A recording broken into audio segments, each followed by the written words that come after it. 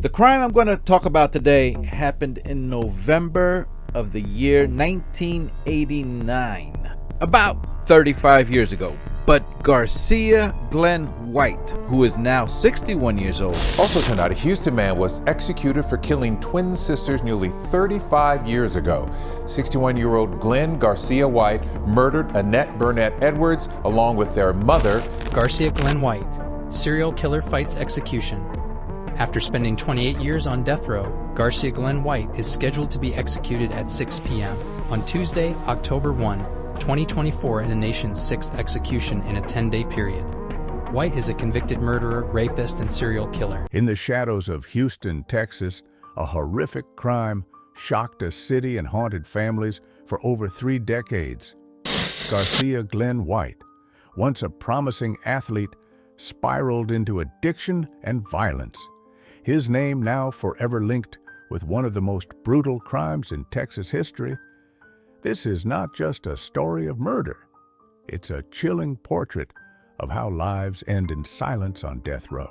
In late November 1989, Garcia White entered the home of Bonita Edwards, a known drug house. Under the influence and in a rage, he stabbed Bonita to death. Her 16-year-old twin daughters, Annette and Burnett, heard the screams. One was stabbed trying to intervene, the other chased down and killed after locking herself in a bedroom. Garcia fled, and the case went cold. But in 1995, after another murder during a convenience store robbery, Garcia confessed, not just to the store clerk's death, but also to the triple homicide in 1989. He claimed a friend committed the murders, only to later admit the friend had died before the crime. DNA evidence would seal his fate. He said he ended up stabbing Bonita to death and that both twin girls came out of the bedroom to see what was going on when hearing all the noise. White said he then stabbed one of the girls as the other one ran back into the bedroom. Garcia White spent 28 years on Texas death row at the Allen B. Polunsky unit. His attorneys fought hard to overturn the sentence, citing mental illness and chronic crack cocaine abuse that may have caused violent psychosis. In 2015, they won a stay of execution, arguing the effects of drugs on the brain. But every appeal failed. The courts and the Board of Pardons and Parole rejected clemency. The clock ticked louder as October 1st, 2024 approached. Though White's attorneys still argue that his mental deficiencies, combined with prolonged use of crack cocaine, are more to blame than White, the judges and courts have rejected all his recent appeals. The Texas Board of Pardons and Parole denied a clemency hearing for him. As the sun set on October 1st, 2024, the Allen B. Polunsky unit prepared for another execution. Media gathered, families waited, and the echoes of grief hung over Huntsville. The state had denied mercy. Garcia Glenn White's life, measured in appeals and regrets, was down to hours. At 6:56 p.m., Garcia Glenn White was executed by lethal injection.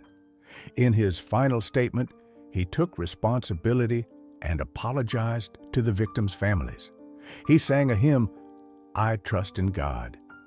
Present were loved ones of his victims, including relatives of Greta Williams, Bonita Edwards, He did give a and final the twin statement. girls. He accepted responsibility for what District he had done, Attorney and he Kim Hogg apologized to called the it a families of his long-awaited victims. He closure then sang to the hymn, unbearable "I Trust in pain. God." White offered no final request for a meal, just final words and a needle.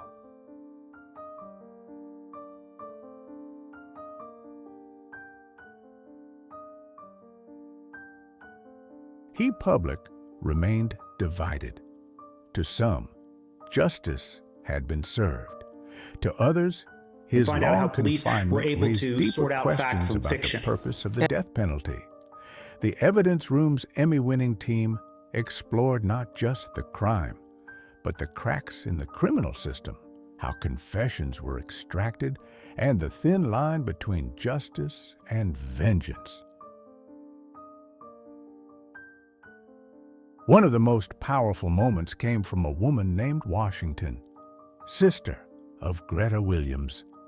She kept her sister's ashes in a box for 35 years. She is 60 years old tonight as she witnesses the execution up in Huntsville. Reporting live, Jason Miles, KHOU 11 News. Maker, she said, holding back tears.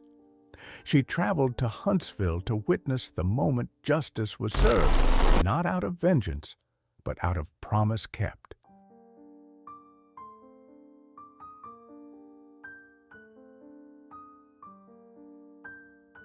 Justice is rarely simple. Garcia Glenn White's story is a tapestry of trauma, woven from addiction, broken families, and unspeakable violence. His victims will never return. But in their names, we must remember not just what he did, but the lives that were lost and the pain that lingered. In the end, silence fell over Huntsville, but memory speaks. And we must listen. What if the science that put a man on death row was wrong? Robert Roberson could become the first person in the U.S. executed over what many now call junk science. Robert Roberson was convicted of killing his 2-year-old daughter more than 20 years ago. Roberson says he's innocent. So do his lawyers and a growing number of supporters. They say shaken baby syndrome has been discredited, and there are other explanations for Nikki's death. But over 2 decades later, experts, lawmakers, and even the lead detective on the case believe he may be innocent.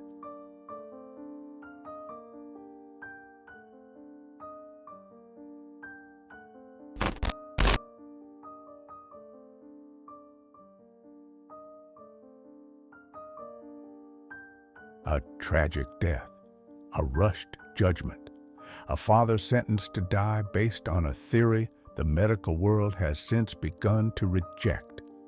On a winter morning in 2002, Roberson brought his unresponsive daughter to the hospital.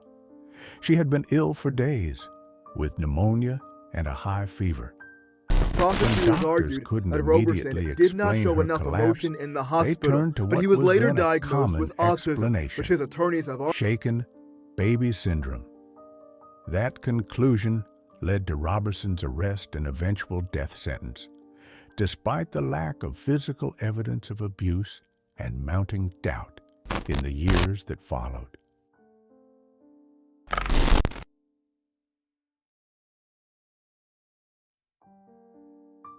For more than 2 decades, Roberson waited between death and hope. A fight not just for his life, but for the legitimacy of Texas's justice system. On death row, Roberson spent over 20 years mostly in solitary confinement. Well, this is a culmination During that of time, years of fighting, lawyers fought to introduce new medical evidence, jurors recanted, and the detective who once helped convict him now works for his release. A bipartisan committee of lawmakers stepped in, believing he deserved a new trial. But the courts kept denying his appeals.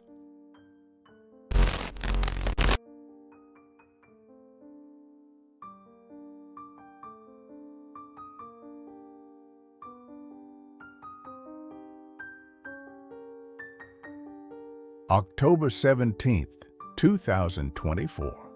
The clock was ticking. Unless a last-minute intervention came, Roberson would be dead by nightfall. Just hours before the scheduled execution, the Texas Supreme Court issued a rare ruling.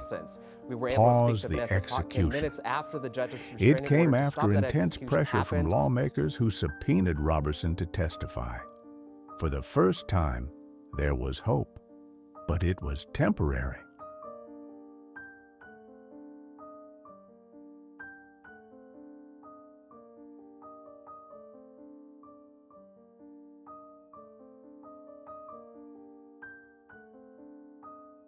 If we can't trust the system, there are no do-overs. Who will be next? And so this case could not be more important of the justice system and the lives it holds in its hands. As the public watched the case unfold, support grew. Jurors, medical experts, even best-selling authors like John Grisham and TV personalities like Dr. Phil joined the call for a new trial. Questions mounted. If another man convicted under the same science was granted a retrial, why wasn't Roberson? What's it like to watch a man It seems die like everybody has who might forgotten be Nicky, and that innocent? if we don't speak, The you know, emotional they're going to make burden it of all being about a him. witness And people have to what lost could that this be is a about that legal 2-year-old failure. baby. While Roberson ultimately was not executed that night, family members of the victim were prepared to witness it. Some expressed frustration, others grief. The lead detective, once sure of Roberson's guilt, said he would be haunted forever had the execution gone forward. It seems like everybody has forgotten Nicky, and that if we don't speak, you know, they're going to make it all about him. And people have lost that this is about that 2-year-old baby. Whether you believe Robert Roberson is guilty or innocent, his case reveals a justice system caught between science and certainty. It asks us, what is the cost of being wrong? Because in the death penalty, there's no second chance. If justice is blind, it must also be sure. And in this case, many are not.